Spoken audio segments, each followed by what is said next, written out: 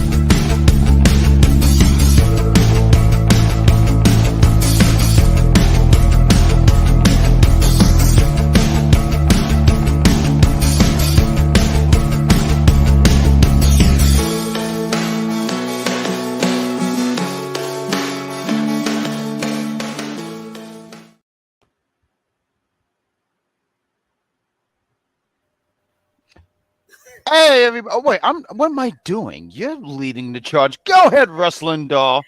Well, welcome everybody to UPR's NXT night with Dahlia Dark, Wrestling Doll, the unofficial camerawoman, the woman of three names. Not just those three names on here at least. And then next to me, my usual companion, the great Grand Slam Poobah, the new reigning, defending UPR champion of 2023. We need to get you a belt. Yes, we do. Yeah, because my pants do be falling off. Absolutely. The great Grand Slam Poobah, aka the bad guy, Jack Mumber. I have a lot of nicknames too. I'm trying to come up with a fourth. I'm competing with you, but we have a returning. I don't even think the word is guest. It's just the returning. We have a returning former host of UPR, my first partner when I started about 2 years ago on the program reviewing SmackDown, to now then occasionally reviewing Raw, NXT, a bit of AEW, being a free agent, and now having a solid home. And our companion is my first partner, Steph, formerly known as the administrator. And I will never let that down. Wow, there's a lot of love on that screen with my name on it. I appreciate you guys. I love you guys. I have missed you guys. Hello, you two guys. I've missed you guys too. I am ready to talk about NXT. Thank you for the warm welcome back. Dahlia, I think this is your show, so you're leading off. I don't have very much to say, but it is your show. Take the charge. Say whatever you please, and we will listen with no interruption. Oh damn! Cool. But not too long because we have about an hour and change of things to cover from NXT tonight. But also a big thank you to everybody who has liked, subscribed, commented, and watched our program, because our program, this channel, just hit 1,000 subscribers on Monday. Whoa! Just mind blowing! It's incredible, and we want to thank you guys for that. And we hope that you stick tuned and continue to listen to us talk some wrestling. And that's all I got. I'm sorry. I'm trying to calm it down a little bit. Muchas gracias. It's all right. I only know one language. I got you covered. Dual languages.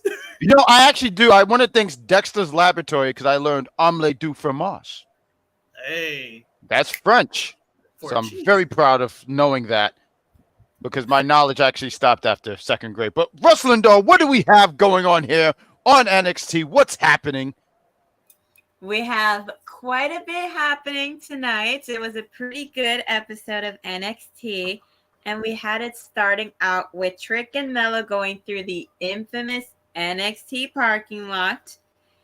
And Trick stops to answer some questions. Mello walks in, since he's not the one front and center for once. Now Mello has become side character Mello. He has become Tails. And you never want to be Tails. What Trick was. Yes. In that sense. That's absolutely right. I'm sorry. Go ahead. No, it's fine. We had a quick little recap of everything. Roxanne Perez is going to have an interview. You have Metaphor mocking Briggs, Jensen, and Fallon Henley. Good. To the buildup of their match tonight. And we can tell who is in control of the controls back there. And apparently Carmelo Hayes got attacked backstage once they go back to the live action. And the same way that Trick was, and I got to figure out what happened. And then we go quickly to Cora Jade. But let's get into a few of these comments in there. Whoa. Hi, Steven. I've had this jacket long before Lexus did, just so you know, so I can rock it however I want. And if I want to dress like him tonight, then so be it. Honestly, can I be quite honest with you? He says Lexus King. I almost said something else. Shout out to the last daddy, Steve. You give Bret Hart vibes. That's great because there's no other wrestler who wears a leather jacket better than one Bret the Hitman Hart. Lexus King wishes he was Bret the Hitman Hart. So keep doing that. I like the bandana. It gives Guns and Roses as well. I dig it. Completely agree with everything you said. That is fantastic, and that's why I'm glad you're here. I appreciate it. We got in the chat, we got Mike Briggs. He says, Barbara, Merry Christmas. So apparently only Merry Christmas to you. Screw us. Good job, Mike. We also got, how many people are going to be in the back? We got JL. JL, he's saying Xbox. JL, we're glad that you're here. Shout out to JL. He's very always upset when Braun is not here. He was very upset on Saturday when Braun got defeated by, and we got in the chat, Anthony King. I'm sorry. During that final moment where Braun's the one that ate the pin overall in the Iron Survivor Challenge? Ate it with a fork. Well, no, I don't think he eats stuff with a fork. He looked like an elbow attack, but that's beside the point. So what else do we have? Because we're talking about Melo being attacked. This look all like a setup, honestly. Melo, he's trying to get all eyes off him. I know we're going to talk a little bit about that last segment. Melo's a great actor. He knows that this parking lot is where people go to get I don't want to say die because no one died in the parking lot. That's a little aggressive. But to get attacked, kidnapped, etc., etc. I thank God that when I was in the parking lot, I was with EC because I knew they would kidnap him first instead of me because I'm much quicker than him. Thank you. Damn. I think the NXT parking lot is literally the most unsafe place besides the Bronx here in New York City. So the Bronx is dangerous. I mean, EC wouldn't get out of his car when he came here to pick me up one time for a show. So definitely a dangerous place. But I mean, yeah, like Melo is definitely a king actor. Like he's incredible. These last weeks with him have been complete and utter cinema. This man, he did it. We know he did it. It's just how long are they going to drag this on? So, yeah. Oh, this JL guy. Jay said you are aware that they attack first because you are smaller. Chris says that. Well, Chris says a lot of things, and no one listens to him. I could just hear that comment, and he just thought he said something, and he didn't. He just wasted everyone's time, my time, and I'm not even wearing a watch. So let's keep moving on because I want to give this guy any more spotlight because he might just read bird torches. Yeah. Isn't that what the public transportation system's for? What's that? The New York City transportation is a little bit dubious at best. Horrible. Mike, this is awful. You come back after being gone for so long, and you have to say the very thing that we don't say in here at all, which I only say for like 2 seconds when giving him his intro, because if I don't, I will never hear the end of it. JL's really on fire tonight. New York is rubbish. It's the armpit of USA. He really thought he said something amazing. That's Texas. Yeah, he thought he said something fantastic. You keep reading those stick of gum jokes. Maybe you'll hit some gold. What else do we have here? What else do we have happening here on NXT on this lovely Tuesday night? Court Day talking about how everybody that it was a hard, long 4 months for us, not for her, for us, since we were not blessed with her presence. And she says that things are always better with her around and that no one was talking about any of the women in the Iron Survivor Challenge because they were talking about her, making her comeback, basically attacking Lyra from the back. And then she comes out to, Lyra, said champion, comes out to address everything and says that nothing's changed because you take too many shortcuts, but things have changed, including myself, since you've been gone. And then Blair comes out to say, wouldn't it have been great if she just bust out into song and started singing Kelly Clarkson, Since You've Been Gone? That would have been fantastic. We would have had an NXT musical right there. Just throwing it out there. When you said that song, it made me remember a time. But carry on. Yeah, we're not going to turn this into an episode of Riverdale. Anyways, Blair Devenport comes out. Awful. That's the point. It became awful once they started going all over the place. But besides that, we had Blair Devenport coming out saying that Lyra needs to pay attention to her because she's the winner of the Iron Women's Survivor Challenge, not Cora.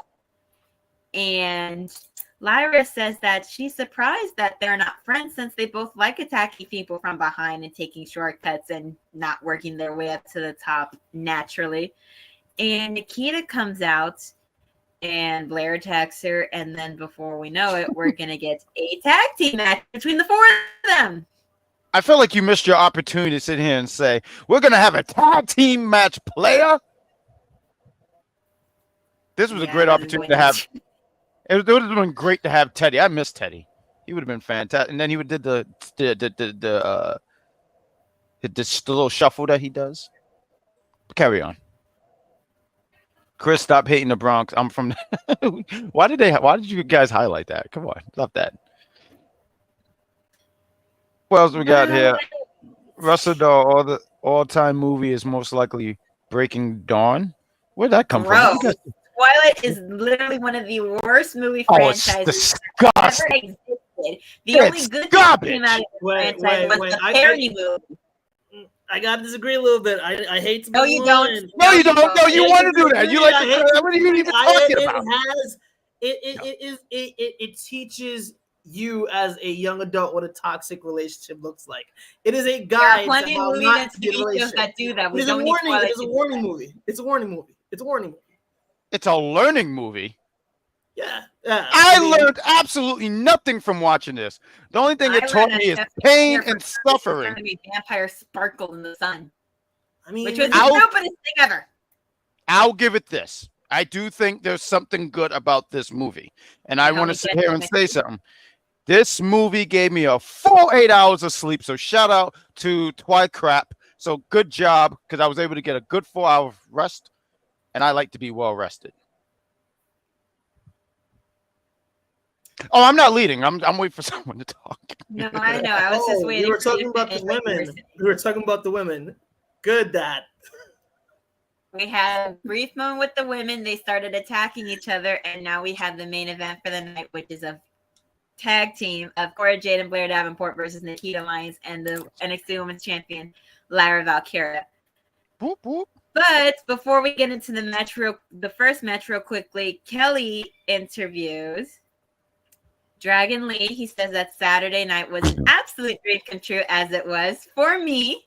Which, side note, he's going to make that noise every time we utter that name.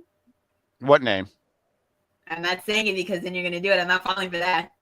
He gives a shout out to Wesley and hopes that Wesley has a speedy recovery and that starting tonight, he's going to be a fight team defending champion the same way that Wesley was. Dragon.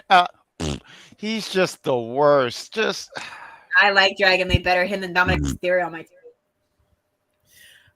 I think Dom brought a lot of eyes to that belt. I think it was necessary for him to be that champion. I actually like Dominic as champion, and I felt like he's enough of a chicken shit heel that it mattered when he dropped the strap. The only reason Dragon Lee actually matters, outside of his good in-ring talent was because of who he was going up against in Dominic Mysterio. If he had gone up against anybody else for that belt, it wouldn't have mattered as much. You know what I mean? And I feel like Dominic is probably one of the breakout stars of this year in terms of his character, in terms of overall presence, in terms of everything that he does overall. He's incredible. The only reason they put it on Dragon Lee, another thing, is because Wesley is out. You know what I mean? So if Wes was still here, Wes would have won the championship. Just saying. I mean, we all know that that was the only reason why he became champion. Exactly. I'm just happy that I don't have to deal with Dominic Mysterio on my TV every Tuesday. The other thing I'm going to be sad about is the fact that I can't see Rhea Ripley on my TV every Tuesday. Yeah. He's going to be back. You know he's coming back for that dub. He's coming back for that dub. He's coming back for that championship. The real match was Wesley versus Dominic Mysterio. That's what we wanted to see. That's what we need. That's what we need. We all wanted to see that, but unfortunately his lower back is out and he had to have surgery and he's going to be out for a year. Unfortunate. I hope he makes a speedy recovery so that one day we can have that match. Anthony said, I'd rather have Tyler Bate versus Dragon Lee. That might be a good match. And if anybody wants to make that match happen, WWE2K. What are you talking about? Shawn Michaels let these guys run the asylum. Just last week, the fraudulent Rey Mysterio sat here and made matches. I said, I thought you was hurt. And yet he's sitting here saying, yeah, Shawn Michaels, he just let me pick the match. What are you talking about? No, you can just do anything over there. I mean, if Cody Rhodes can play Booker on NXT, so can he. Not Rey Mysterio. Yeah, I'm Rey Mysterio. But anyway, speaking of matches, we had our first match of the night, which is the Metaphor versus Fallon Henley, Josh Briggs, and Brooks Jensen. You know what I think we should start calling them? Barmageddon. You know the show that comes on after Raw. You call them that on the account of there's a possibility that they might be splitting them up to have them do their own thing individually, which I feel bad for Jensen because he's the only one that doesn't have a standout character. And I feel like of that little faction, he was the one getting the most beneficiariness from it. Absolutely one of the last daddy of them all. That's right. That's exactly why I don't. Is not enough. Well, that's actually reason number 3. But reason number 1 is because look who he's underneath. Rey Mysterio, the greatest fraud of all time. So yeah, that's exactly why my reasons on why I don't like Lee. He's not really a dragon. He's more like a mosquito. I'm proud of myself. Overall, La Parker is still the greatest. I don't even know who that is. Absolutely no. Apparently, there's. What are you talking about, bro? No, La Parker. Although he had a cool shimmy because I used to do that dance in the 5th grade. I used to do that when we had too much soda. I do the little knee things that he did.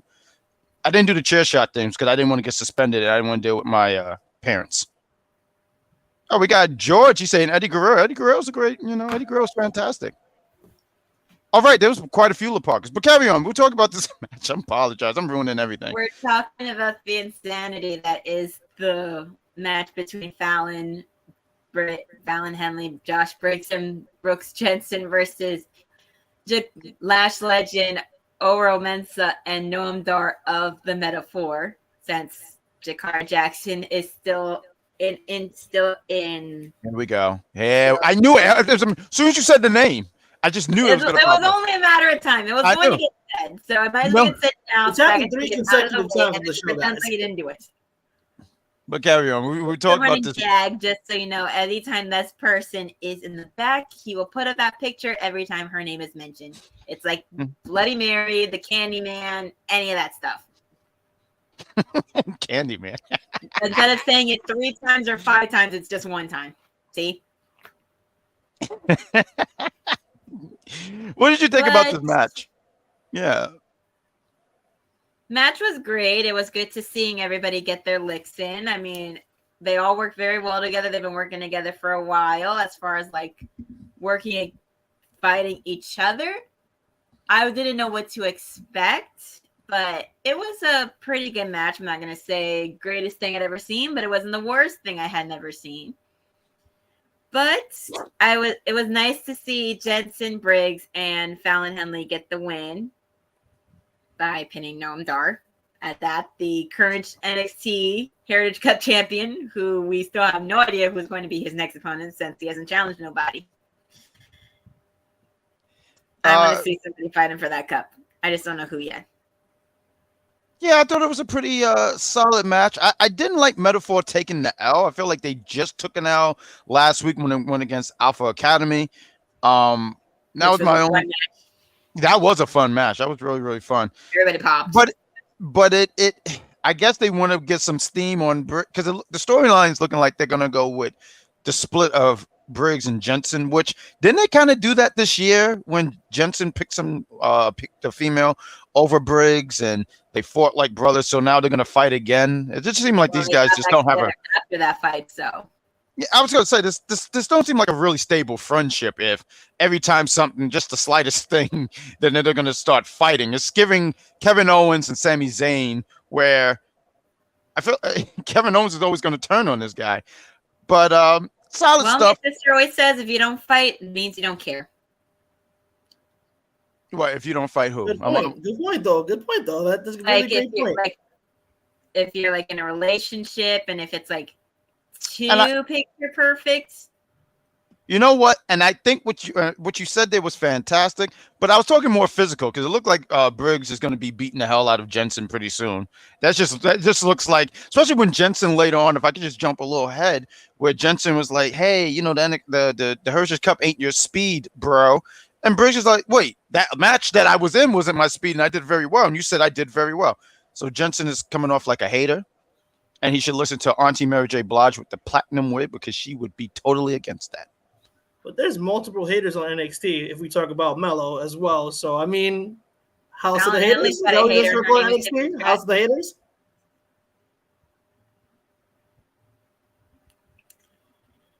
Anyways, before they got pinned, Tiffany comes out and she was about to attack she attacks Fallon Henley and they go fighting in the back. And Noam Dar kicked Briggs, but it sent Jensen to the corner and Briggs pinned him, which was quite interesting. And it looked like that's the next his next opponent. Challenger. So, yeah, challenger. There you go. Good job. Well said. Thank you, sir. Indeed. So after all that madness happens, Carmelo is checked in by the staff, and he's cleared for action as he says he can tolerate it.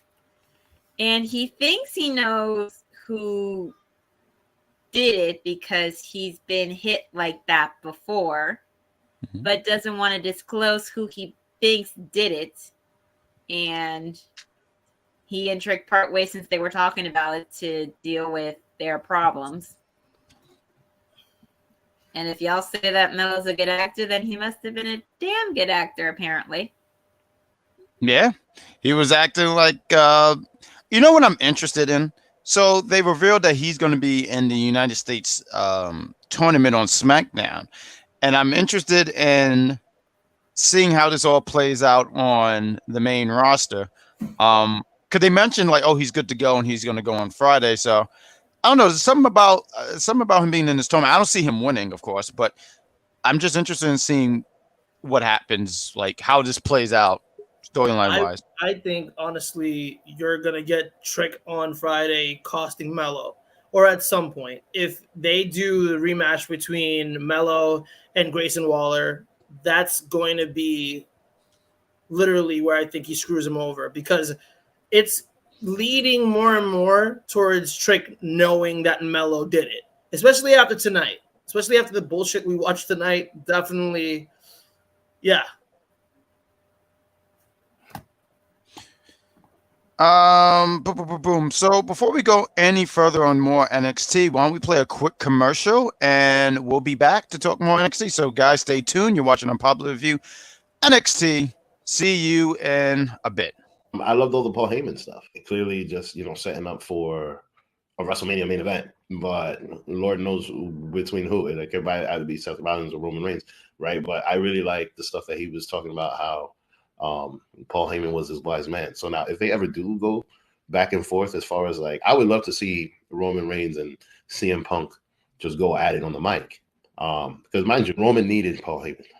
Paul Heyman made this Roman Reigns. CM Punk didn't need Paul Heyman. With Paul Heyman, Brock Lesnar needed Paul Heyman, and Roman Reigns needed Paul Heyman. But CM Punk never needed Paul Heyman. You talk about the Paul Heyman thing. You are absolutely right. But one thing I disagree with CM Punk saying, I was the OG Paul Heyman guy. No, you weren't. That was Brock Lesnar. Okay? This is true. You are right. CM Punk never needed it. I like Brock, who's done a phenomenal job not having Paul Heyman now, right? But I like Brock, and I like Roman, who I don't think would have got that next step without Paul Heyman. CM Punk does not need him. So I don't want them to have a Paul Heyman on a pole match. We did that with Brock and Roman. It was entertaining. But when Paul left for a little while to go with Brock, Roman, I felt like, did not do as well. I remember that time. But here's the thing. It's not going to be them fighting over Paul Heyman. It will be Paul Heyman versus CM Punk on the stick. And we are back reviewing all things NXT tonight. The Wrestling Doll, the Great Grand Slam Pooba, and Steph here talking all things NXT. We had a lovely commercial playing everything. I was saying that all throughout the show. On the last Raw SmackDown review show last Saturday. Yeah, it was a great time. To discuss, we have the competitors introduced for the men's breakout tournament. They briefly showed it last week, but now we get to actually see like names and such. So we have Trey Bearhill, who's a former NCAA OL. Don't really know football terms that well, so sorry about it. Don't be. I don't understand any of it. I just know there's a lot of letters. Then we have Dion Lennox, who, for the taping of Level Up that they did when he went up against Jensen, he did pretty good. Then we have the sweater vest star lawyer character in Luca Crustafino. Sweaterverse. Sweaterverse. I love it. Good job. Then we got Tavion Heights, a Grecian Roman wrestler. Interesting. Then we got Keanu Carver, Riley Osborne from Chase U, Miles Bourne from Gulak's little faction of submission specialists and all that fun stuff, and Oba Femi, who has debuted before in Level Up, but never really moved up as far as like getting into the main roster section of NXT. And they're all preparing and such until Lexis King comes out and attacks Trey with a chair. The refs escorted him to the back. Meanwhile, look at that. No control over your own show. Good job, Michaels. And then we have the first pairing of the night, which is Oba Femi versus Miles Bourne. Oh, man. Which, by the looks of it, I already knew that Miles was going down. Now, I was mad when he came out, but then he joined the Gulak side, and I was like, this boy is a damn fool. But the only reason why he joined that faction is because now he actually has eyes on him, even though he had eyes on him for a different reason. Wait, why? Because he's deaf. Oh, right. He is. You know, sometimes I actually forget that just because of the way he wrestles so good that you wouldn't be able to know unless somebody tells you. Right, but I do remember them mentioning that. They've mentioned it before. I'm pretty sure he wish he could hear, because I think if he saw who he was going against on the list, he would have said, oh, hell no. Because that's a big black man, and that big black man beat this kid up. I mean, when he threw him, matter of fact, when you was talking about this gentleman, because I'm not going to butcher this man. I don't want to get tossed like how Miles got tossed. But he had a match with Oro one time on NXT. I remember that. He had one match with him, and he I remember when he threw Oro, I said, oh, hell no, I wouldn't be getting in the ring with this. But he did destroy Miles, and he should have been the one. Should have been the one to get this W. I don't think there was any other way. Honestly, he's my fave to win this whole thing. Honestly, I think he there's something about him. I mean, besides him just being big. I mean, for all we know, he might even get bigger. Because that's a big, like The Rock. I remember in 2013, I just said, "Oh my God, he's a boulder." So yeah, good job. Yes, good job to Oba. Props to him for advancing to the semifinals of the Breakout tournament. Yep. And then after that, we go backstage to see. Hold on, Wrestling Dog. Listen, you're doing a fantastic job. Shout out to you. 15 points for this young lady. No, but we gotta let Stephane. What did you're just sitting there. Apologies, I almost forgot. Yeah, I mean, you're like a plant. I was literally enjoying watching the show live and being able to listen to your opinions. We want your opinion. You was becoming one of ET's plants. I think for me, the Breakout tournament has always been obviously to find a breakout superstar. I think with the addition of Lexis King, who is going to be in the tournament as well, that gives a lot of good matchups. Oba did a really great job. But that's all I got. I mean, you guys said it all. There's not really much for me to add to what you both have said. Great job, young man, because I'm pretty sure I'm older than you, so I'm going to say young man. What was the next segment that we have here, Wrestling Doll? It was Lyra and Nikita preparing for the tag team match. Lyra runs everybody down, gunning for her, basically. She says that she desperately wants Nikita says that she wants revenge on Blair for taking her out of action for nearly a year when she was getting hot. Everybody that was watching in the universe was all over her, the same way that they're all over Lola Vice now. Mm-hmm. Yeah, like Drake, because you remember Drake followed her. She said she was really building some momentum once upon a time. Exactly. And then Lyra opens her locker to find the picture of her and Becky in the ring with Tatum Paxley's face on it. Why are they turning Tatum into a creepy stalker? Why are they turning into a beginning Mickie James? That's what I'm getting. They're doing the same thing with Mariah May on AEW with Toni Storm. Mm-hmm. I get it. That gimmick has propelled people like Mickie James to the heights that they have now. Not everybody needs to do it. Except the only difference is one is a gothic alternative looking girl that looks like she shot in Hot Topic in 2004. And the other just looks like a Toni Storm wannabe. Toni Storm, Charlotte, Lacey Evans, blonde-haired, blue-eyed wannabe wrestler, basically, which I'm not saying that's what Mariah May is, because she's an absolute talent who has wrestled in Japan for quite a while, which says a lot. With that, you did my partner with that wrestling knowledge right there. She was spitting so much. Someone get a mop. There's so much spitting going on here. Fantastic stuff. I don't know. What was her gimmick before, right? So Tatum Paxley, I mean, this is probably the most. She didn't really have a gimmick. She was just like another trying golf. To be in. She was like a golf chick. Yeah. She was trying to be in Diamond Mine, working with Ivy before they got called up, though. So there's the dogs in my house. Somebody came home. That's fine. They're just excited because we are live right here on YouTube, Facebook, Twitch, and Twitter. And they're just so excited because we're talking NXT, and that's great. And you guys should be excited about this as well. Like, subscribe, and all that stuff. See, that's what you do. That's how cheap plug right there. Bum, bum, bum, bum, bum. But keep going on. Oh, but good Chris in the chat says because Tatum Paxley is creepy. I think she's fantastic.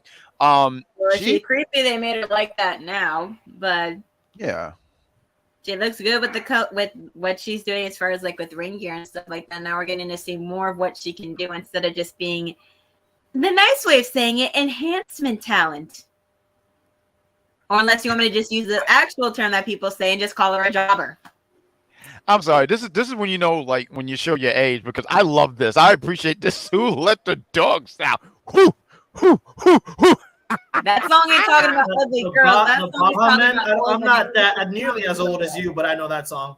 I know that song too. What the hell was that supposed to mean, Stephane? I'm not as old as you. What does that mean? You call me young man. You claimed I'm probably older than you by 2 years. What the hell was that? Status. You show up to my status. No. Hold on, Dexter's Laboratory. I'm probably older than you. Yeah. Hold on. Give me a minute here, Dexter. You sit here, come to my place of work, and sit here and try to make me sound old? How dare you? I am ageless. The ageless one. Bad guy Jack. Timeless Grand Poobah. There you go. There you go. I'm not trying to get. There's your fourth name. Did it for you. There you go. But that was great, but I'm not trying to get sued. I can't compete with Tony Khan's money. Who's suing the UPR? Well, let's not wish that upon us. He's giggling. We are all in a good bubbly mood. What else do we have happening, Wrestling Doll?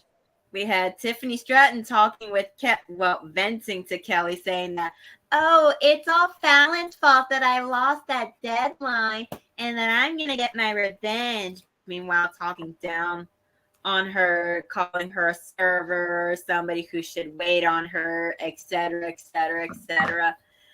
Tiffany just needs to just shut up and focus on building her way back to the tippy top if she wants to be in the main event picture again instead of whining and moaning and bitching and complaining. It's getting tiring. There's a lot of camera shaking going on. Because every time she is champion, she wins by sheer luck. All right, there, Christopher Harris. We see what you're doing. You're just ass kissing to Tiffany because she's a heel. Moving on. What else we have? I know it's something good. Who is having their first title defense of the night against a talented athlete in Tyler Bate. Yes, absolutely. I take that back. Tyler Bate is fantastic. I think they should have put the straps on him, not on a person who likes to study fraud, which is Leeless. I don't want to take the floor. I want to give you the floor. What do you think about Leeless? Leeless Dragon, Stephane. Outside of what I said about him earlier, I feel like they're looking for their next Mexican star, and obviously with Rey Mysterio being on the way out, because he's leaving in a few years, they're looking for their next big star outside of Dominic Mysterio. Dragon Lee fits, or Lee of Dragon fits the bill. Thank you. So I think that this match was a good match for him to showcase why he is the champion, whether sitting, paper champion, whatever you call him. No. Showcase Tyler Bate. Why? And for everybody, I am a super Tyler Bate fan. Big, strong boy. Love him. This guy literally should be a champion, but is not. So even give him the Heritage Cup back, but have him do something worthwhile more than what he's doing right now. He jobbed out to Dragon Lee tonight. Didn't understand why, but hey, I don't think he jobbed out. I won't go that far. I thought these guys. Go ahead. Matter of fact, I'm sorry. Finish your thought. No. I'm gonna say in the sense that we have seen Tyler in such great spots before. Just seeing him where he is now, obviously, who has Noam Supernova, November 11. The guy who the first match he's with the Metaphor. Who's this Harris Chris? Does he pay attention? God, he's he not probably at all. watched about as much of NXT as I watched tonight. So great professionalism, sir. Thank you. This is great. Metaphor. Who is in them? Who's in them? Who's in them? I like this comment here. I like this comment by Steve. Steve said the way Dragon Lee is booked. All right, so Steve says the way Dragon Lee is booked goes to show you that Rush and Penna and Phoenix made a poor choice going to AEW. I dare it. He's like the rest of the Mexicans that went over into AEW. Oh my God! Need to just go over to WWE. Is actually Dragon Lee's brother, so. He said, "Who is in Metaphor?" No. No one walks into that one. Shut the door on this guy who's Lash in Legend. No. This is when you have to pay. This is when you have to pay attention to the product. So we're moving on. You're not working with you. No, we're not gonna fall for it. We are professionals. We are not. I am not falling. I am planted in my seat. I am not going to fall. Oh my God! A huge compliment. This is a huge ass compliment. Barbara does a wonderful job at Unpopular Views, and frankly, she should have her own show because she co-hosts shows right down the middle. And if she needs a co-host who stands 6'5" tall, who is okay, so there's only one resume. Look at this resume right here. First off, you're 6'5". Jesus. This is fantastic. A co-host who stands 6'5" tall and who is the undisputed world heavyweight champion. That's right. There's one and only Mike Riggs, ladies and gentlemen. So you see that this guy has manners and he's a giant. and he beat both of us because I'm pretty sure we're both under 6 foot. So there you go, Barb. If you need clearly didn't. This is the undisputed UPR champion right now. I mean, but he's the world's heavyweight champion. There's levels to this shit. Who's the world heavyweight champion? You talking about me? I'm sorry, you talking about me? Apparently, he's coming at you. This is first off, he's not coming for me. That's not happening here. But I'm sitting here saying I'm the world heavyweight champion of the galaxy. It's a difference. He's a champion on this planet. I don't have time for it. Universal champion? You thought you made a good one, Daddy. Stop that. Oh, here we go. You didn't even have to. We didn't even have to say her name. She just pops up. No, but it's being said in the comments. That's why. Who said? Oh, good job, Anthony. Good job, sir. But we're glad that you're back. He's a fantastic guy. Badguy Jack against Mike Riggs. We can try to listen, Mike Riggs. I accept your challenge. 2024. Meet me in Philadelphia. I would like to see what you can do, big man, because you're big and you're lumbering, but you're one dimension. I'm quick, I'm nimble, and I can move. I am the fantastic Badguy Jack, and no one does a promo like me. That's why they don't have promo wars anymore, because I will demolish them. So, Mike Riggs, when you're ready, hit me up. And when you're ready for the big times, I will have a slice of pizza with hot sauce on it and drop it just so I could drop you. Woo! Let's go. We've got something else going on. Someone's writing on the part. This is a fun show. You guys are making it lively. Oh, my God. We're very overproduced. Did you guys see in the chat thing that they said we have to do a commercial? Yeah, I mean, it's great production. That's fantastic. We got new H-Man. He said, okay, I'm back. I love it. I love when people leave and they're like, hey, I'm back. Thank you. We're glad that you did come back. Awesome, so let's play a commercial. And after that, we will talk more NXT and more trash, apparently. So we'll be right back. There's a party tonight at Peter's house. Can I go? Hello, Tawatha. Do I feel like being bothered with Tawatha? Hello, LaDonna. Yo, baby, you looking real good. Step off. Scandalous. Kick it, Pop. Okay, so where we're on our way to? The house party. What? The house party. That's a classic. That is a classic. If you guys are not watching that episode of UPRE, I don't know what you're doing. House Party, arguably one of the best Friday night black movies ever. So, go check it out. Go check it out. You heard the man. Shameless plug. I didn't go around people who knew that movie, so I never heard of that movie until that commercial. That's fine. Then you need to watch UPRE whenever that episode is coming out. Look, shameless plugs. I think it's this Thursday. Is it this Thursday? It's this Thursday, I believe, at 9 p.m., if I'm correct. So, yes, please tune into Unpopular Review Entertainment. We have a link to go right to their page. So, yeah, please. The sister network. We also got, I do want to plug in because George here is quite the, he's quite the comedian. He said metaphor is a bunch of meta losers. He was really proud of that one. And he even put the laughing emojis just to let you know there was some sympathy. That was George good. Is out here cutting promos. I don't know if you see in the chat. George is going off tonight. George is just going wild tonight. No, he is wild. It's great to have George back. George is he's fantastic. That's the Sweaterverse guy. There we go. Matter of fact, George, give yourself 10 points. That's my bag. I tell people to give himself 10 points. We got new H-Man. He says, I like my MTV app too. That's fantastic. I didn't even know they had an app. We got Mad Dog Kelly in the chat, and he says, hey guys, you gotta check out Mad Dog. This man has sources, so much sources that your cabin is jealous. Let's keep going because I made that joke and I'm proud of it.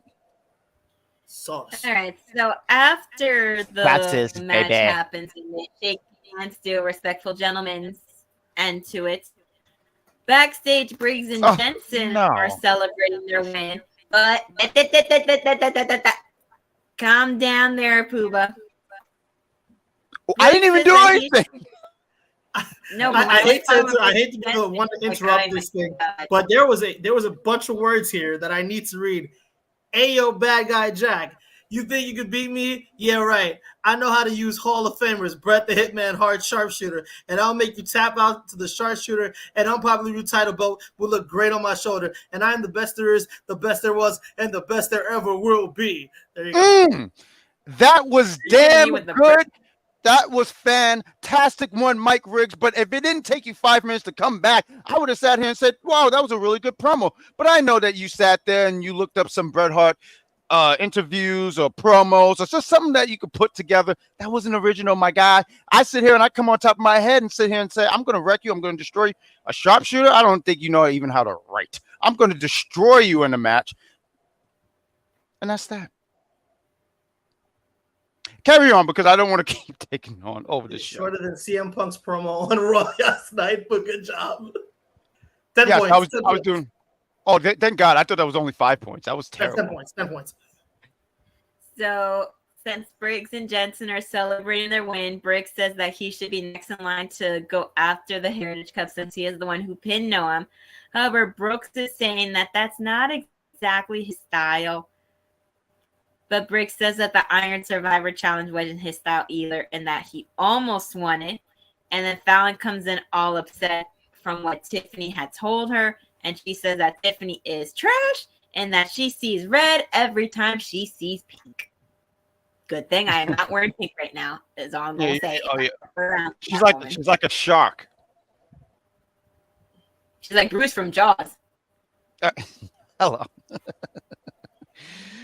This was the segment I think I talked about earlier, and it came off like this just looks like they're definitely breaking up Briggs. But you know what made me kind of think that they were going to break up Briggs and Jensen at some point? There was this video I saw some months back, and Jensen, I don't know if it was like a Halloween thing that they were doing or something like that, but he was out there and he did his own little solo thing. I don't know if that was a test run or they were just doing it to just be funny. He had his own music and everything like that, and I said, oh, maybe they're gonna eventually break them up. But yeah, I don't know if I'm feeling I mean, they gave Fallon music when she came out, so it's kind of eminent because usually she would come out with the same cowbell music that they did for all three of them. Oh, you mean like all three of them do their own solo thing? Yeah, that's what it looks like it's going to happen. I think it's good when you have that happen. I feel like everybody gets to shine when you're having these stars that are usually in a group individually go out the titles. Look at what happened to the Usos on Monday Night Raw and Friday Night SmackDown. They both are arguably doing the best work of their careers out apart from each other rather than together right now. So I'd like to see it personally. I mean, Kevin Owens, Sami Zayn, same thing. Tag team on the indies for years. Then once they went solo, both their careers individually took off and they both ended up in NXT. So there's something to be said about people like splitting up and actually showcasing what they can actually do outside of the unit that they're a part of. All I'm going to say is Jimmy Uso is the stupidest dumbass in the world for defying the bloodline, leaving them only to go back once he realized that he screwed up after screwing his brother over. That's all I'm going to say on that matter. Anyways, Lexis King is basking in the glory of attacking Trey Bearhill.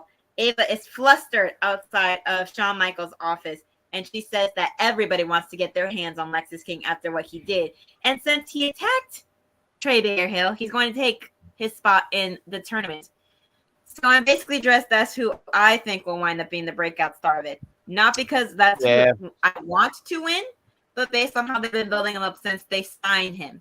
From the promos that they've had, from the vignettes they've had him recording of him watching his father's matches in WWE, to saying that the Pillman name is dead and that Lexis is king, to having a PLE spot this past Saturday, to fighting occasionally on Level Up, to now being in the breakout tournament. I think they are building him up to be the one to win and get that contract.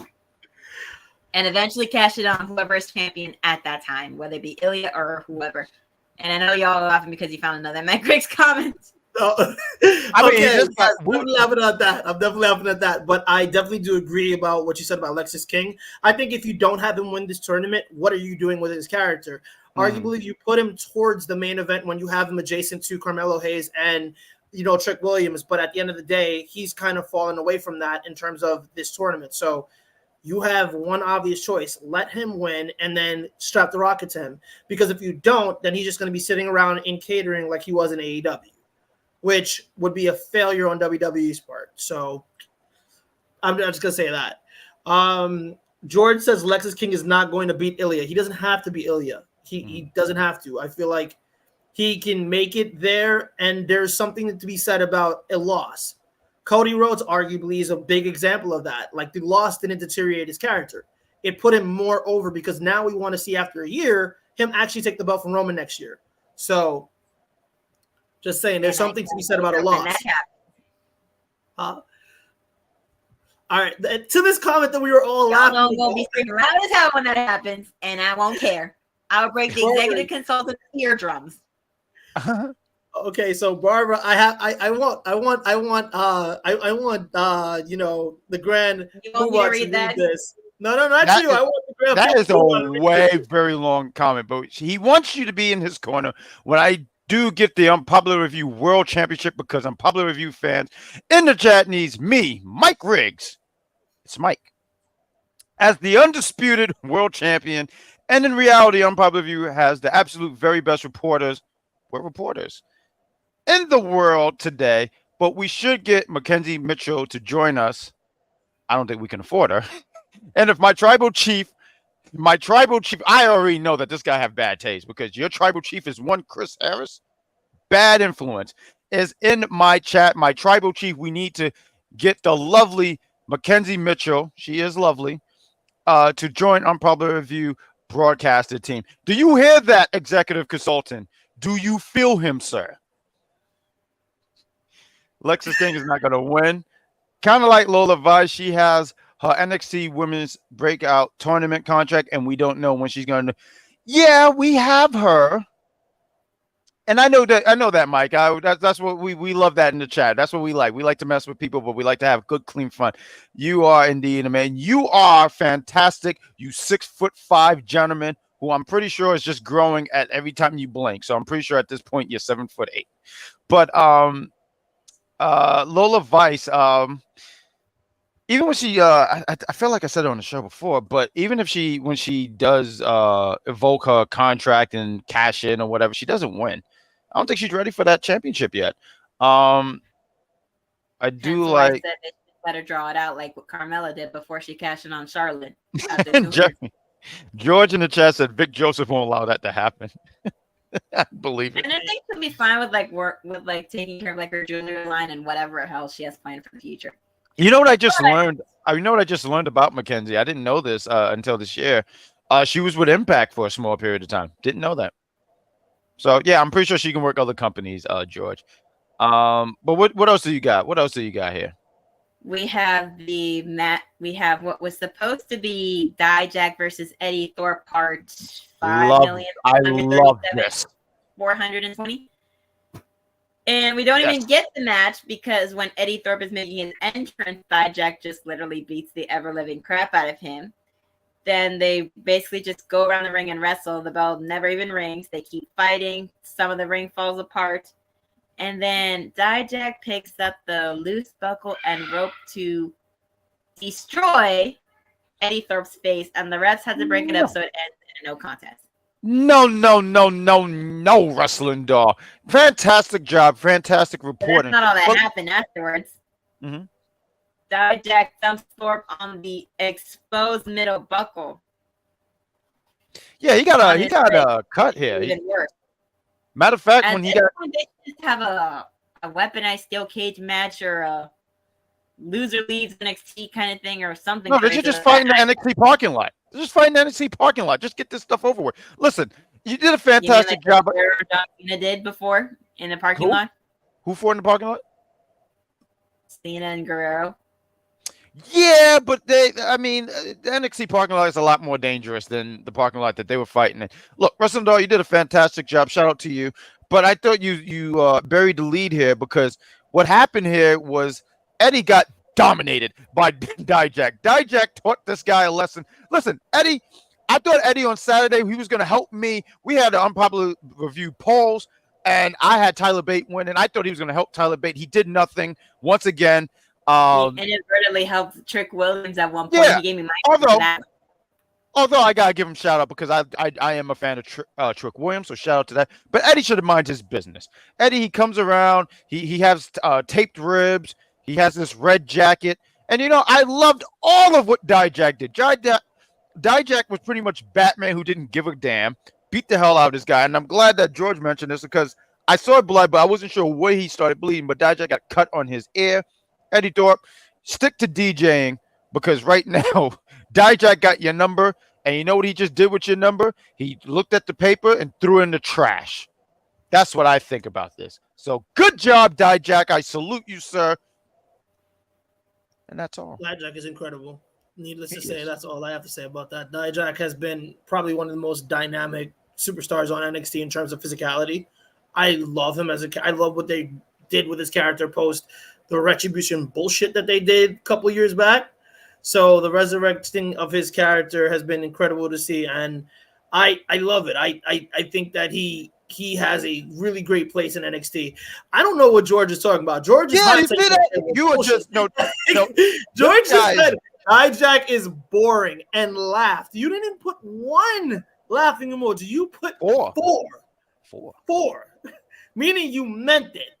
I don't know what you're watching. I obviously don't. And he meant it. He apparently did. Kind of like metal. Okay, now he liked that joke so much. He said, "Let me bring it out again, guys." He wanted to show it off again. It's like a new car. He's gonna pass it by again on the block. It's cool, George. We like the joke. It's cool.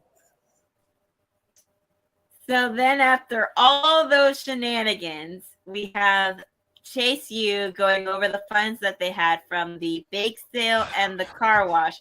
And overall, they only made $286. And Duke said that those numbers ain't going to do anything to what they owe for all the gambling. He's not lying.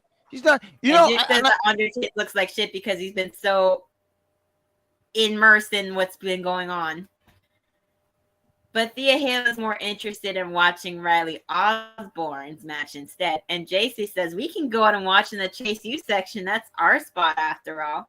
And Andre Chase lets them go. Meanwhile, Scripps shows up with a suitcase and a proposition. So yeah, what better way to pay off your debts than to borrow from somebody who may or may not have you pay them back with interest? Literally making it look like a scene from Grand Theft Auto. They already had the Titantron. I honestly was thinking that. I like the reference. The reference was great. That was fantastic. Good job. Speaking of Grand Theft Auto, for those of you who watch the trailer, it comes out not next year, the year after. So yes, 2026, guys. 2025, guys. No, 20, yeah. Got you. Well, they got to make sure that it actually works where it doesn't glitch up too much. I don't know how the game ever is, so. I feel like NXT has turned Andre Chase into an asshole for spending Chase U's money, first off. And I would have expected. He was an asshole before Chase U. I'm gonna say this, right? In terms of just who I would have thought would have been in Scripps' spot, I thought it would have been the family. I thought that would have been a good spot for them to do something funny, but Scripps being there, like Italian mafia type shit, you know what I'm saying? But Scripps being there is funny too, because he's gonna, what's in the box? What's in the box? What's in the suitcase? What's in the box? There you go. Somebody knows what I'm talking about. Yeah, the movie 7. I know exactly what you're talking about. Yeah, I'm not gonna lie. As soon as I heard that, I said, "Oh my god." Yeah, carry on. But I'm intrigued. I'm doing that would have been make that stereotype of being like mafia bosses way bigger than it already was. And loan sharks could be anybody. So, especially if you work out in the street and all that stuff. Again, they're trying to make them like Grand Theft Auto come to life at this point. So, it makes sense. But besides that, we have Cora and Blair getting ready for the match. And Cora says that she wouldn't have interrupted Blair had Lyra not taken that moment away from her. And they both agreed to take out the enemy. The saying going, the enemy of my enemy is my friend. And they agreed that they'll take the enemy out and that Blair will be the champion at New Year's Evil. And then after that, we get Keanu Carver versus Riley Osborne in the second men's breakout tournament, with Vic saying that this is Carver's in-ring debut. Right. Some of the stuff that I seen from Carver, I mean, I was impressed. I mean, I really was. The pounds. The first time I ever saw that was in the mid-2000s. Marty Brown did it, right? And it was just an impressive move. Carver did a fantastic job doing it, and I said, "Oh, that should have been the match." I was more impressed with Carver than Rowley. I think I just had to see a little bit more, but Rowley wasn't bad either. I thought he was good. I thought he was good, but I was more impressed with Carver. And when I saw Carver get pinned, I was like, "Oh, okay, I guess." But there's a reason why they did that, though. Yeah, and also too for the story of George in the chat. He's mentioned Thea has a thing. So that was been cuter if they had him get pinned or something happened where he accidentally got injured. He would have had to go into the back, and Thea would have been trying to be all attentive, and then Jason would have been looking in the corner like, "Girl, you need some help with learning how to flirt. Come over here with me. We'll go to another room, and I'll teach you how to flirt like a real woman." Who's that? That's what I would have written now. But I don't work in the back. I wish I did. This has shades of what's her name from what? She used to be Indy Hartwell and this guy. Oh, Dexter Loomis. Exactly, and Dexter Loomis. This is kind of shades of that. So it's like, but less creepy. Less creepy. And I was gonna say also too, someone can talk because Dexter never talked. He talked once. Well, Dexter won, once. Hear that in person. There was a show that he was on. There was a show that he was on. I think it was this year, and I know he can obviously talk, but it's very rare I hear his voice. So when I heard his voice, I was like, "Whoa, that's what you sound like." Everybody felt that when we heard him say "I do" live on in there. I had to tell the executive consultant to be quiet since I was sitting right next to him. You what? Oh man, bad company. Yeah, that's just. But it was still a fun time. Anyways, we have. I'm not going to say the way that you say it, so I'm just going to say his name, and I will let you make that noise because you're still going to do it anyways. Dragon Lee is backstage after his win. Drew Gulak and Charles Dempsey, Miles Bourne, Damon Kemp all come over to congratulate. And Gulak asks if the tribute to Wesley is going to be a weekly thing or a one-time thing, and that they accept for next week's challenge, and that Dragon Lee will just have to wait and see which one of them is going to fight for the belts, which at this point I thought was going to turn into a 4-on-1 handicap match. Which honestly, that would be fair. That would be so fair. Why not? But they're still gonna lose. They're still gonna lose either way. Even if it's 4-on-1, 1-on-1, 2-on-1, they're still gonna lose. We all know what the result of it's gonna be. They're gonna lose. Anthony said it for me. Gulak's group is pretty boring. Gulak is boring as far as like a talker, but in the ring, I'm somewhat entertained. Although when doing the taping for Level Up for last Friday, it was pretty funny because everybody kept chanting when Dempsey came in the ring, Willy Wonka. George said, "I thought WWE released him from the company." Oh my God. He was in the back and catered for years, and then decided, "Hey, let's bring you to NXT so you can actually do something." And look, now people are paying attention to you again. That's awful. Basically what happened. Damon Kemp. Oh, he said Damon Kemp. They released his brother. They definitely released his brother. His brother got gone, released. Right? Yeah, he's gone. Big Dog is gone. He's not on the website anymore. Yeah, I mean, I don't understand why they brought him to WWE if they're just going to send him out. But hey. I mean, there was promise there. I'm pretty sure they were looking at the next Kurt Angle. That's why they brought him in. They were looking and they were hoping that he would hit the mat like how Kurt Angle did, but he just didn't live up to that. He didn't live up to that, didn't speak up to that, didn't do anything up to that. So, yeah, it was horrible. And they have, with Chad Gable there, I mean, looking for the next Kurt Angle. It's Chad Gable. Gable. Thank you. That was fun to do. There you go. On point. Good Speaking job. of, thank you, Charlie and the Chocolate Factory, ladies and gentlemen. Charlie and the Chocolate Factory. Jeffrey, Well, welcome. more so the Wonka movie, since back. Timothy Chalamet is the one playing Willy Wonka. But Who are these people? it's an actor. Look him up. Timothy.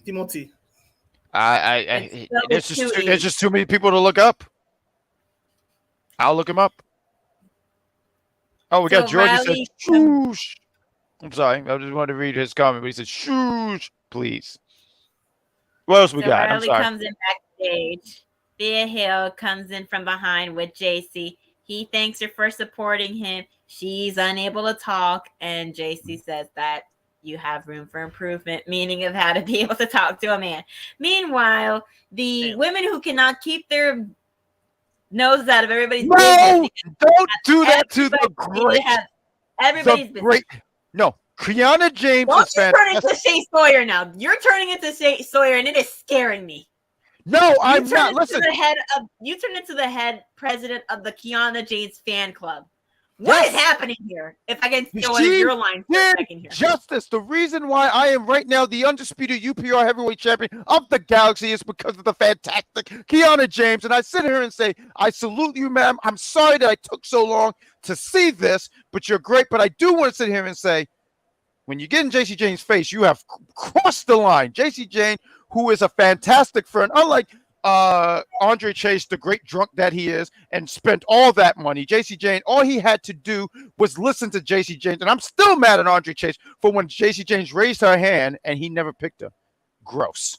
And we don't like stuff like that. That JC stuff makes me mad. My heart is racing. Blood is flying over the. Well, no, it's not a Ric Flair promo, but blood is flowing through the brains, through the veins. Woo! God darn it. Flowing through the brain to the point where you wear a crimson mask.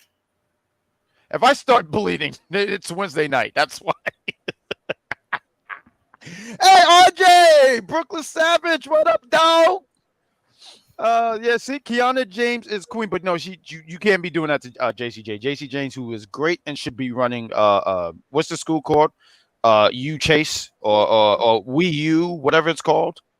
I don't know what this thing's called. George of the hot take says Roxanne Perez is prettier than Kiana James. Good job, George. Well, everybody has their own personal opinions, but George. Leave it to George. Kiana James and her new unpaid lackey and Izzy Dame come by to tell I don't know if Tia she's that not paying her. full-grown man. Don't do that. Don't do that. She I might can be do paying whatever her. I want. Izzy Dame has had no relevance up until being in the breakout tournament and losing, and now aligning herself with Kiana James will eventually betray her. She says that they say that Riley is a full-grown man while Thea is still a little girl. Damn. Basically challenging them for a tag match, possibly next week. It is Speaking next of tag week. You're match, right. we get Cora Jade and Blair Davenport versus Nikita Lyons and Lyra Valkyria. This is obviously a battle in the chat. What is going on? This is great. This episode of UPR is great. You guys have been great. You guys in the chat has been great. Fantastic. Give us a Jeffrey, give the chat let's see, 200 points. Because now he's my point guard. Can't just have you in the chat not doing nothing. We gotta put you guys to work. Izzy Dame has no relevance. Still can't. Oh, matter of fact, George, Jeffrey, give yourself a negative 24 points because that's rude. Listen, Carry on. I would trust AC over Kiana James any damn day of the week, month, year, decade, century, millennia, etc., etc. Thank you. At this point, it is. He gets it. I'm about to finish my summer rap album now. Y'all got me pumped. What's next? What we got? We got Cora Jade and Blair Davenport versus Nikita Lyons and Lyra Valkyria, which was a pretty good match. It was nice to see Cora back in the ring after 4 months of not gracing us with her presence on our TV screens, as she would probably like to say. As I said before, we were playing a game of Where in the World is Cora Jade? She made herself known again at DeadLine. That was great. That was a great reference. I was getting ready. I thought you were going to bust out the song. Where in the world is Cora Jade? No, I can't think of a beat, but that would have been great. I didn't watch the intro to Where in the World is Carmen Sandiego. Oh, it was so great. It was actually a bop back in the day. But carry on. But yeah, match was good. It did it what it needed to do. It showed that Cora has not lost a step and being away for a few months, which obviously she hasn't been like just relaxing or doing nothing. Then, as someone in the UPR family has said, her new addition. I like that man because of that. But okay. Yeah, but also ensuring that she still can go, and she was the one who pinned Lyra for the win, which could be putting something out in the universe. It is. It honestly is. I think that's going to be your next NXT Women's Champion right there. I mean, there's so much stuff going on here for the Women's Championship, right? You have Blair Devenport. She ain't getting it. I'm Tatum Paxley. I don't know where she plays. I feel like she's going to do something to mess up. What's her name? Lyra. And I feel like there's somebody else going for and then we have Lola Vice. I don't see any of these women taking the strap off her. I see Cora Jade honestly being your next champion. And I'm for it. I mean, Cora has grown a lot. I saw this picture on Twitter and they showed when she first started, she had a skater boy, Avril Lavigne kind of gimmick. And now she's coming out in leather and stuff like that. It's just so much growth there. I think that's honestly the direction you go. Put the strap on her. But let me ask you guys this real quick. Lyra has been champion for 2 months, I want to say. Good job backstage. How do you guys feel about her run so far as champion? Underwhelming. What the hell was that? Was that an elephant? You just that was an underwhelming. That was literally I feel like from Becky Lynch, who arguably picked up the stock of the belt, to Lyra Valkyrie, which I will say it's a little it's damn backstage. Backstage is who he wants to be the next champion, even though that woman is not ready yet. Exactly. It's a little underwhelming, and I feel like, Anthony said it just now. She's boring. She's a boring champion, and I agree completely with what you said earlier, Jack. I think that you need to get. Oh shit, you do? Cora Jade. You need to get Cora Jade the strap, and the quickest way to do that is just like I feel like the next pay-per-view should have the changeover. I feel like it needs to happen the next pay-per-view. I don't think that we should really wait on it. You know what I mean? I don't think that we should wait for Stand and Deliver next year, because maybe Sean will be like, all right, well, let's wait till Stand and Deliver because WrestleMania weekend, it's a big weekend. You know what I mean? But I think your stock goes down when your champion sucks. If your champion's not putting asses in seats, your product begins to suck and suffer. So that's my opinion. I don't know if anybody agrees with me there, but hey. Well, so the only thing I wanted to say with your point, because I honestly think you made some really good points. But I don't see. You said next month that Lyra should drop the championship, correct? Yeah. My only thing about that is because you have Blair. She has a match. She's gonna have. What's this? It's not a pay-per-view. It's a theme. New Year's Evil. So Blair's gonna get her shot. Then I don't know where Lola comes into play, but when she does cash in, once again, she loses. I feel like you could do that in February. So I can almost see Cora. I know you said you wouldn't want it for Stand and Deliver, but around that period, I could see her like because you have to.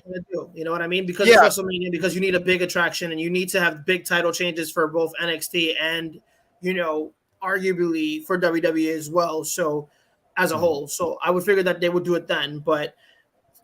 If I was Shawn, I would want to get that belt off her. You wouldn't want to be Shawn Michaels, and I would, because I'd want to face Bret Hart. I would want to face Bret Hart.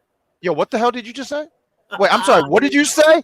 Dexter's Laboratory? We have actually had that match in 2K. We have actually had that match in 2K a long time. Who won? Who won that bad boy? We're not going to talk about that. No, we're not going to talk about it because that's what my match is doing. I'm going to sit here. I'm not giving you a rematch. I'm not going to give you that. I'm not giving you nothing. I sat here and I dominated and I destroyed you. So you sit in and you said you want to be. He won by a near margin. It was not a complete thrashing. Nah. Hey. I'm not going to say that. Well, I'm going to sit here and say Lyra needs to work on her promos some more. Yes. Yeah. Yes, she does. Completely. You know how many champions have been out there that can't cut a promo for shit? My point exactly. But as far as like Lyra having the belt, she's had a okay run. I'm not gonna say it's the best, but I'll say it's better than someone who constantly taps out but is lucky that the ref doesn't see it every damn time. Tiffany. Or someone that consistently needed somebody to help her to keep her belt every damn time that she had a match, although I respected her title reign after Tiffany became champion, Mandy. I think Tiffany. But you need to put some respect on Tiffany's Jack name. has said before. I think like Jack Jack said Tiffany's before. name. But like Jack said before, I felt like the plan was always for Cora to be the one to have the belt. But since she left 4 months ago for whatever reason, she was like, I'm done with NXT. I don't need none of y'all. I'm out of here. They were like, well, now who are we going to get the belt to? Now who looks like a credible person to be champion? Someone else that we're building up, that the fans like. Lyra, we'll give it to her. She's been working hard ever since her battle with Tiffany. Let's have her have the belt. That's what I felt like it was. All right. Paper champion. That's what we're saying. Basically, but after they celebrate over in the area, Nikita comes to console Lyra, but then she gets thrown up by Tatum, and Tatum goes to comfort her instead. Why do they keep doing the psycho fan thing? Please stop it. How many more times do we need it? I can say her name with sarcasm however much I want because I hated her reign as champion. There, I said it. She can wrestle in the ring. I will never say that Tiffany Stratton can't wrestle because that is an absolute lie. However, the fact that she's a chicken shit champion who always got lucky by either being by tapping in the ref not seeing, the ref being distracted, and she uses it as a chance to win every single time, I cannot respect you as a champion. It made me respect Mandy Rose's reign as champion. And Lord knows how much I hated her reign as champion because she always had Gigi Dolan and JC Jane when they were also Toxic Attraction helping her every single time. So you have never liked a chicken shit champion No. ever in the entirety of the time you have watched professional wrestling? Never once. Absolutely not. I can like somebody when they're a heel character, but do I like them if they're a chicken shit heel champion all the damn time? Roman. He's a chicken shit in the sense like he's only won 24%. That's not even a quarter of his reigns. And he's now a part-time champion. He's a great champion. Who is going to lose the belts to Cody Rhodes at WrestleMania. And that's fine. And you know what? I see that happen. Don't you dare make that face, Studio. I see that face. I'm just saying, look, last year I said it. Look, this year I said Cody was going to win and Cody lost. I'm going into next year saying what happens is going to happen. I'm not going to claim that Cody's going to finish the story next year. Or Cody will. I mean, I want to see it, but I've been lied to before by WWE. They could be like WrestleMania 44 and be like, finally the story ends here. No, I will not do that to myself. I will not. Okay, they're not going to have Roman be champion for like 7,000 days. Then everybody's going to get bored out of their damn mind. Not me. I love it. I love chaos. I mean, they put the belt on gender. Like that goes about telling you what WWE is willing to do. They were trying to appease the Indian fans. That's why they did that. They're trying to get the Samoans, bro, with Roman. They already have plenty of that. They have plenty of that. They just did something with another company, and now they could possibly have Jacob Fatu in the company too. If he comes, you know the story is going to continue, right? You know, if one more Samoan comes on that screen, Cody's not finishing that story. He is finishing that story. I don't care what you say. And I don't care if this one's shaking his head no because he loves Roman as a champion for whatever goddamn reason. Considering the fact that Jimmy, and or Paul Heyman have to be the one to help him win 76% of the time. I said it. Oh, we got Jeffrey. Yeah, no, he's not. He's not going to break Bruno. I mean, I would love for it, but no, he's not. And to be quite honest, it's not even Bruno holds the record as long as, I mean, world champion, sure. But I think Fabulous Moolah held that championship for like 53 years or something like that, which is a record that's never going to be broke. Like, ever. So I'm going to have something to say to you since we haven't ended our stream yet. Who's that? Roderick. Oh, this guy. He thinks he's funny. Oh, it's a good thing you guys did not. What do you say? Did not end your stream, Jack, because I got something to say to you. Of course you do. And I was sitting here and say, Roderick, what do you want to talk about? What's the next thing we got, Wrestling Doll? Well, they announced some of the matches that are going to be for next week. We got the tag match with Izzy and Kiana versus Thea and JC Jane. Whoop, whoop. Oh, for JC. Dragon Lee versus somebody from Gulag's faction, and then Fallon Henley versus Tiffany Stratton. And then after that, Trick Williams is copying Booker T's commentary during his entrance, which is one of the best things ever, basically honoring Booker T. And fantastic. He usually come out and cut up his opponents, but he's proud of everybody that was in this Iron Survivor match. And he also says that it should be match of the year, which it's going to be an honorable mention when we have our award show, because that was match of the year. Yeah. He says he's clutching the fourth, like Stephen Curry, Kobe, LeBron, Michael Jordan, mentioning the number 23 a lot. That's a great number. Oh, wait, that's 5-3. There we go. And then mentions New Year's Evil, and guess who comes out? Ilya Dragunov. And he says that Trick is riding a wave of momentum that hasn't been seen before, that he's proud of Trick, and he said that his journey will end at New Year's Evil. And Trick says he would have believed Ilya months ago, but the new version is ready and prepared to be the new champion of NXT. And hopefully not just hold the belt for 3 days and then drop it back to the person that he won it from for no damn reason. I will still never be over that, because that shit was stupid. If they were going to give the belt back to Dominic, why drop it in the first place? And then the champion has said he suffered too much and he'll do whatever he can to be champion. But then Carmelo comes out. He apologizes for interrupting. He says that there's business to take care of. Ilya says he'll see Trick at New Year's. And then Melo says to stay before they both get attacked by Dragunov. Well, actually, they get attacked. Ilya says he didn't do it. And then Melo says that Dragunov would have the most to gain by separating the two of them. Don't you laugh at that.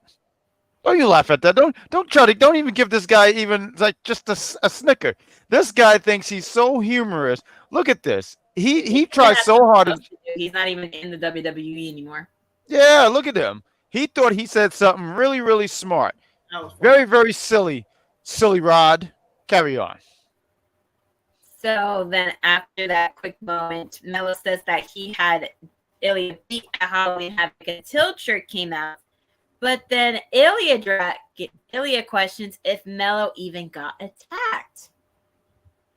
And that basically ended NXT, which was a pretty crazy way to end the show. They've been doing that a lot with Trick and Melo, where teasing the breakup, which will then lead to Melo versus Trick.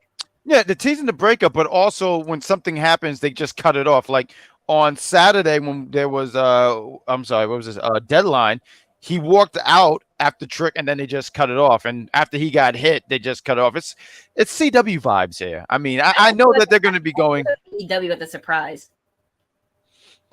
I like that they do that, because it eventually, when it happens and we see it happens when Melo turns on Trick and stuff like that, it's I mean, I think we all see it coming, but there's people who's going to be like, whoa, he turned on his best friend. It'll be like the Shield when Seth Rollins hit Roman in the back with a chair, and that fan in the back before it even happened was like, no. That was a really rough night. That was a really rough night. I cried. Yeah, a lot of people cried. Real men cried. Real men cried. I cried. Cried when that happened. I'm Some pretty were crying of happiness when Sami Zayn did the same thing to Roman years later. That was beautiful. That was crying of joy when Jimmy and Jay did the same thing to Roman in separate nights. Except one. And you have no sympathy for our tribal chief, who has been going through a lot. Very disappointing, Wrestling Doll. But you know what? Chief has been vacationing at this point, going like maybe once every few months. Outstanding. We all cried. I didn't. I loved it. Mufasa deserved it. Listen, my mother told me when I was little, I watched that movie every day for a month on VHS, and I never cried. Yeah, Mufasa was a dick, Oh, so he Mufasa deserved was a all dick. of that. I'm sorry. I'm not gonna go that far. No, he was. First off, Mufasa Ah. didn't even have any kind of bangers on that bad boy. Scar would be prepared. I said, He was written off the movie early. How How are is you he gonna gonna have go back? bangers if you get taken out in the beginning? Like, how can you have it? We're Well, not that's doing not- this. that's not We're my- not doing that's this, not Zach. my We're not fault. doing this, Zach. Mufasa, listen, Scar had a plan, executed it well, and got it done.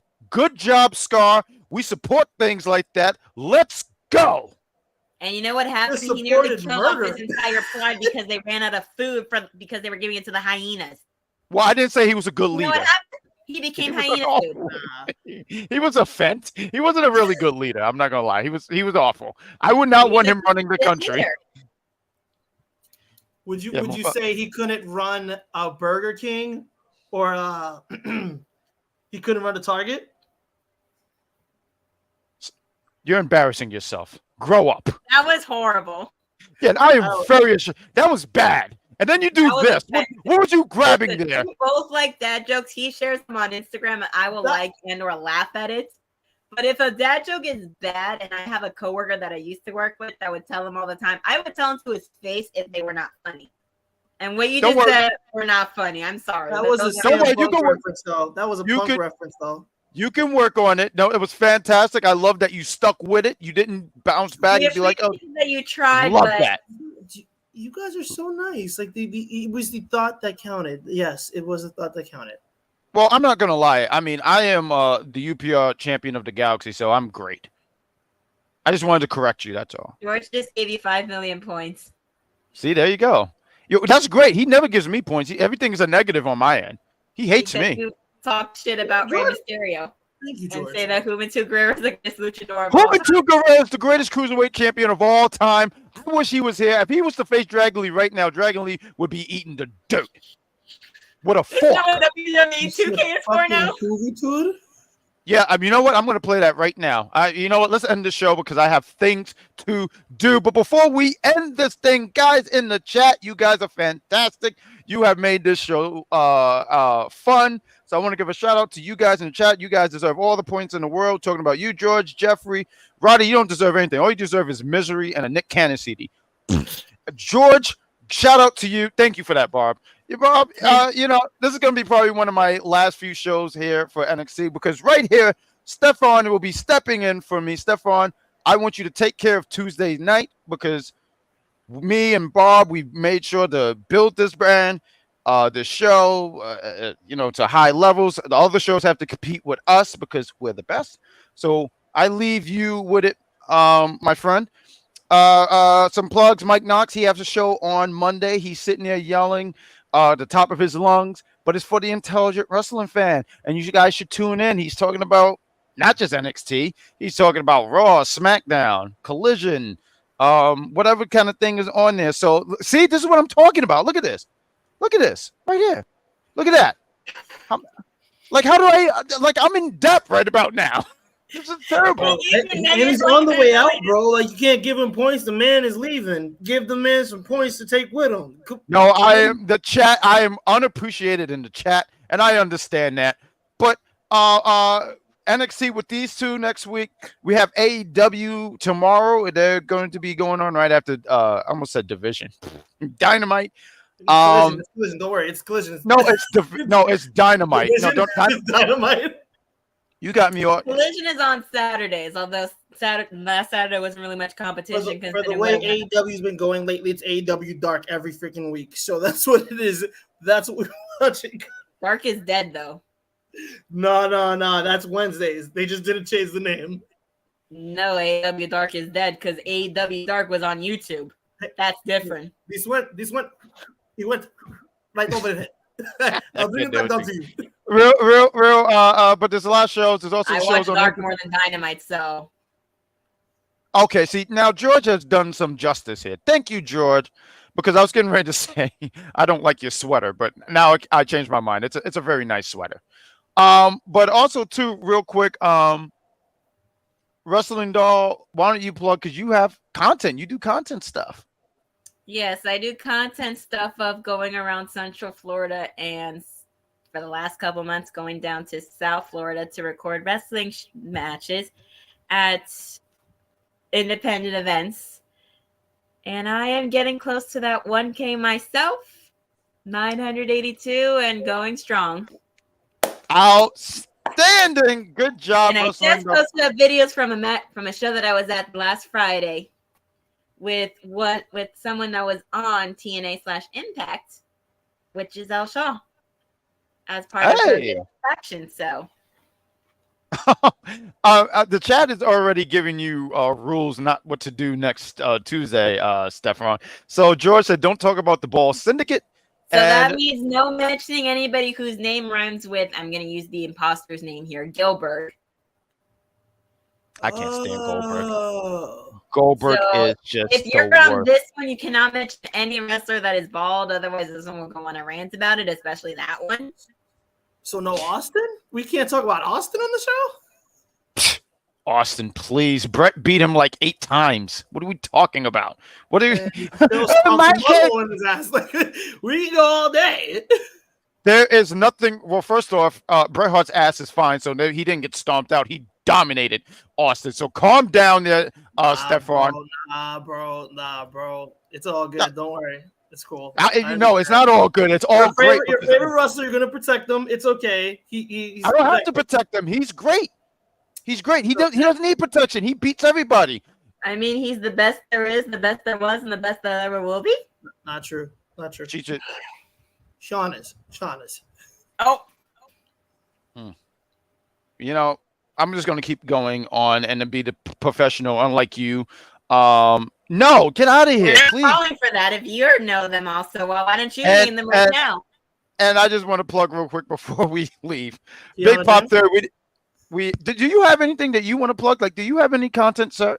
Like, is there something that you're doing? I take pictures with my phone and put them on my Instagram and delete them pretty quick. Outstanding. I take long walks on the beach by myself. There you go. I don't do that, but I wish I did. I think a bunch of people wish that they did. Hey, I'm not gonna add myself on that list. But outstanding.